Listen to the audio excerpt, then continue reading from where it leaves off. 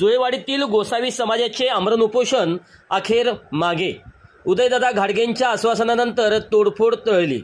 जुळेवाडी तालुका police प्रतिनिधी गोसावी समाजावर झालेल्या अन्यायाविरोधात जुळेवाडी येथे सुरू असलेले सलग 5 दिवसाचे आमरण उपोषण अखेर स्वाभिमानी जोगी गोसावी जमात संघटनेचे संस्थापक अध्यक्ष उदयदादा घाडगे यांच्या हस्ते नारळ पाणी देऊन समाप्त करण्यात आले।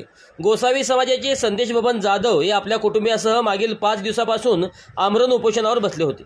गावातील काही लोकांनी राजकीय हेतूने त्यांच्या घरासमोर बेकायदेशीररित्या कंपाऊंड बांधून कुटुंबाला बंदिस्त केले होते। तसेच त्यांच्या घरातून ये जा करण्याचा 22 फूट रस्ता अडवून टाकला होता। या अन्यायाविरोधात त्यांनी उपोषण सुरू केले होते। संदेश जाधव यांनी उपोषण मागे घेताना सांगितले, उदयदादा घाडगे यांच्यावर मला पूर्ण विश्वास आहे, ते आम्हाला नक्कीच न्याय मिळवून देतील, म्हणून मी त्यांच्या शब्दाखातर उपोषण मागे घेत आहे। उपोषणामुळे जाधव यांची प्रकृती अगदीच खालावली होती। त्यांची गंभीर दखल घेत पोलीस तहसीलदार मॅडम यांनी घटनास्थळी भेट देत जाधव कुटुंबीय व उदयदादा घाडगे यांच्याशी चर्चा केली। यावेळी त्यांनी 22 फूट शाळेमार्गे रस्ता कायमस्वरूपी खुला ठेवला जाईल आणि त्यांना ये जा करण्यास कोणीही अटकाव करणार नाही असे आश्वासन दिले। या आंदोलनाला राज्यभरातून गोसावी समाजाच्या विविध भागातील कार्यकर्त्यांनी पाठिंबा दिला होता। शेकडो कार्यकर्ते घटनास्थळी उपस्थित होते।